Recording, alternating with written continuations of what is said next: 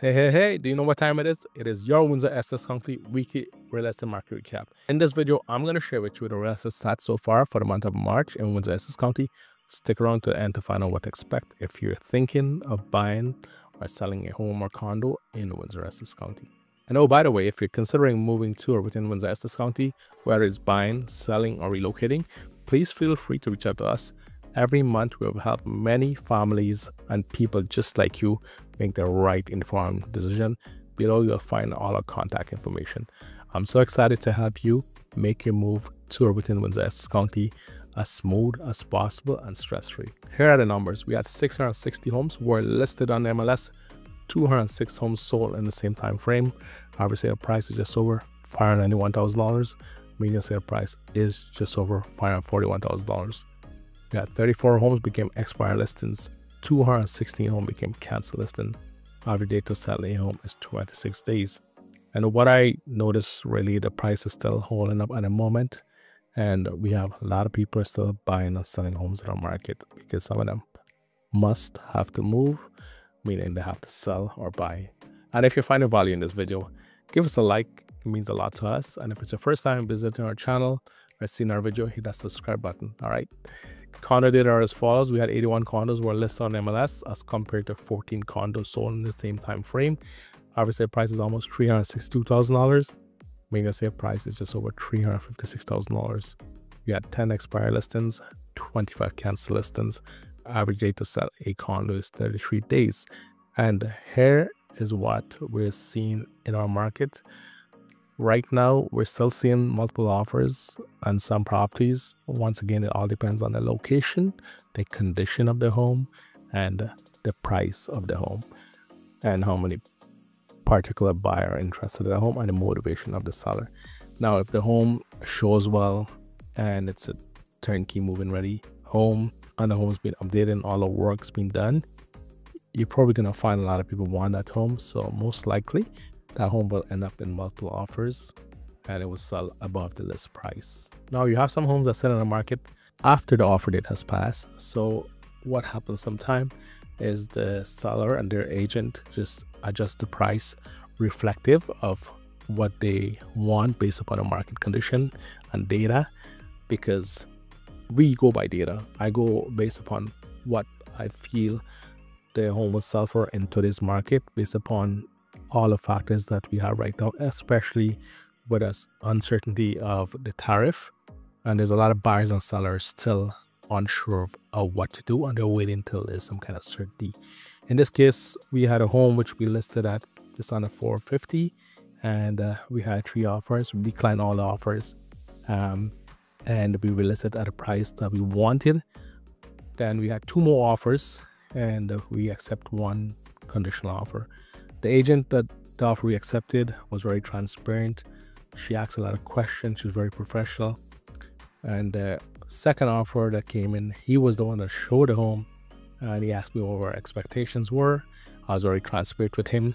He did not bring us what we talked about. He brought us a lower offer. And during negotiating with the agent who brought me the better offer, he kept texting me and blowing up my phone.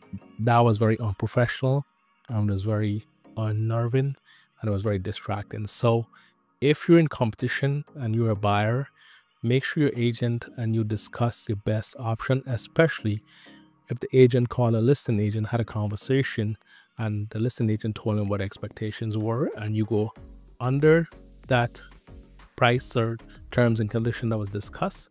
I will blame your agent on this because he did not work in your best interest.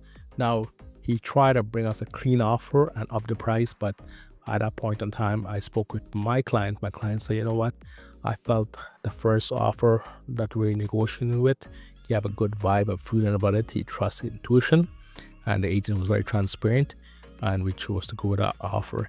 Now, the offer firmed up and the house is sold under 3% of the list price. So my clients are very happy. They're on to their next destination. Now, going on to our second home, we had a second home that was sold, and once again, that was a conditional offer, finally firmed up. Sometimes some agents play games and they always try to nickel and dime a penny here and there, which, I mean, if it's for the client's best interest, I could see that. But at the same time, be transparent. If you have an offer accepted, don't try to come back and renegotiate, especially when it's almost time to firm the deal up, you know. And the next home we had an offer accepted above list price, and then they came back and said, hey, we only could get like X amount of dollars, we're short, can you guys do anything about it? My co-listing agent from Toronto said to the next agent, he was doing all the negotiating, and he's from a different brokerage, said, I'm going to send you with your release, everybody could move on, there's no obligation to the contract, and we will release the home at a price we want. When we got that email stating, you know what, we'll form the offer up. So there are always games being playing in the background with some agents, not all. And I think it all depends on the demographic of the agents. And make sure you choose a good agent, because sometimes an agent can make or break you, because if they're not being transparent with you, they don't have no integrity and they can't communicate and work in your best interest, it could end up cost you thousands of dollars. So be very, very careful. And yes, that happened to us. And this week we had an offer accepted, but we were the second offer. So basically there were multiple offers on a nice semi-detached / townhome in central Windsor, and my client and I felt was a 4-bedroom, 3-bathroom home, less than 7 years old, great location, felt it was worth X amount of dollars based upon the comps and the data. Homes in the area were selling $575, $585 for a 2-bedroom, 2-bathroom with an unfinished basement.